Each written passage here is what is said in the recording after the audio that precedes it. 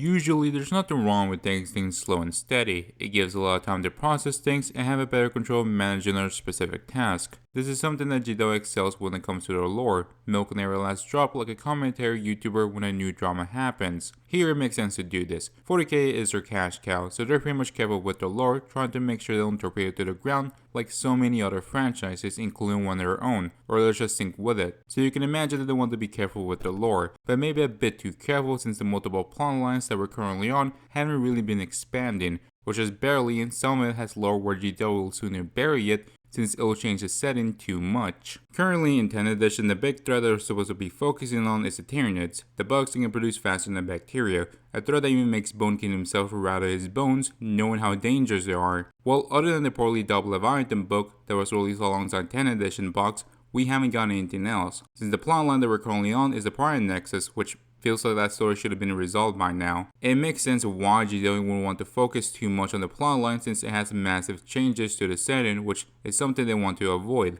like the Golden Throne needing maintenance, where the Imperials made a deal with the Dark Eldar to fix the throne and realized that, wait a minute, we're making a deal with the Dark Eldar. So everyone dies without anyone knowing what happened. This is the BS GW will pull to keep the setting the same. They're willing to kill factions if it means 40k will remain stagnated, which just makes it bewildering why we're getting Tyranid books. It's not like they're going to be killing everyone instantly like the Pariah Halo ring. Those bugs are doing boots on the ground warfare to make sure that the planet is picked clean. It's not like they're using a major Space Marine chapter to fight them. Instead, they send out the Raven Boys, which is nice to get more books about them other than how they're getting clapped by Shadow Sun. However, it's also weird why GW picked them to fight the Tyranids, since it'll make a lot more sense something like Iron Hands or Salamanders, the chapter that will bring the heavy machinery and Flamer to obliterate everything. What are the Raven Boys going to be doing? Sneak behind the horde of bugs and cut off the supply lines? Now, what's the reason those plot lines haven't been expanded? That's just how they'll impact the setting, since we know they'll minimize that impact. It is simply due to the Horus Heresy. GW went full hog wire in pumping out those books, using all the writers that could have been focused on writing 40k, like Dan Abnett and the Eisenhorn series. Those books would have been done by now if it wasn't caught up with the third installment of the Horus Heresy Death of Hope, and many of those writers got absolutely burned out and left the company, which I wouldn't blame them for. The problem will just continue with the Scarian series, where we know they're going to be milking it for every last drop till the next century. As much as I enjoy the Horus Heresy for the most part, it'll be cool to read about the Iron Cage and Caliban Civil War. Hopefully they don't screw it up by randomly adding or changing something stupid, which they probably will. GW seriously gonna have to slow down with those books, because at the end of the day, 40k is the main setting the majority are focused on. However, the prequels is just too tantalizing for them, because they could take their time on it, twist and turn the story as much as they can, and it won't change the modern setting since it all took place in the past. As much as they're going to be nice to read about, I'm more interested in the current plotlines because despite being old, they just offer something fresh and new compared to the prequels, because for the most part, we know what's going to happen. Rogodorn gets clapped and disappears, and Caliban blows up. Knowing that they won't change, how are they going to handle the plotlines? Well, let's start with the Fourth Tyrannic War. It seems that they're going to be taking a backseat for the foreseeable future, since we're still stuck focusing on the Pariah Nexus story, and the only thing space bugs are going to be involved is in Space Marines 2. Now, this wouldn't be a GW moment where the Tyranids will also take a backseat in their own game due to the Thousand Suns being involved. Now, of course, I don't know the story so far in the making of this, it hasn't been shown yet, but it's chaos. Anything that involves chaos makes everything that's happening irrelevant.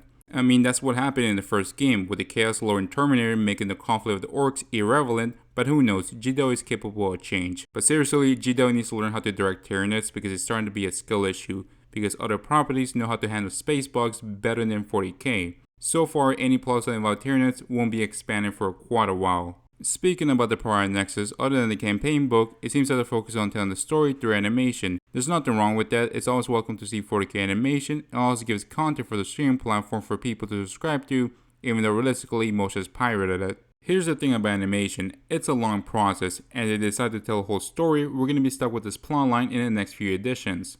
The main problem I find with the Pariah Nexus isn't the plot itself, it's how GW has been poorly managing it. Since this is one of those cases where GW is taking their sweet time in telling this whole plot, this strategy of theirs is starting to be annoying because it's overlapping other plot lines, taking away all the attention in favor of this one. I'm honestly starting to get bored with the Pariah Nexus because I just want to move on. especially since the way they're telling the story feels like nothing's happening, despite Skeleton King building the equivalent of a Halo ring. With this one, I expect the Winds of Winter to come out around the time it's gonna be concluded. Alright, let's move on before I start seeing Horus. Let's see. Oh yeah, the Emperor sitting on the throne plotline. Just forget that ever exists. They're never gonna advance that plot since the Emperor sitting on the throne is just too iconic for 40k for it to be changed.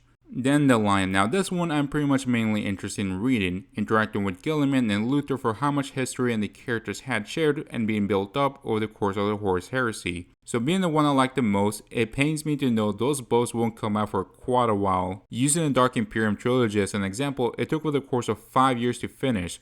So in other words, those books won't be done till this deck is about to be over. Then Vasher becomes a god. They sooner bring back Milan than ever have a fit chaos god. Way too much change for them, and that's too cool for them to do. I just wish Jido would stop taking the story in this slow pace, because they have a lot of plot lines they could explore or create that doesn't involve the main setting being changed. Focus on Komorra where demons are reigning in the Dark Eldar place, the Great Second Awakening where literally nothing happened. Just copy solid story. And despite there being a lot of potential stories they could explore, the problem goes back to what I said. Many of those writers left the company, and Jido is more interested in making more prequels and focus on the current events. So the way things are going, the 40k plotlines is going to be a lot slower. Thanks for watching, and bye.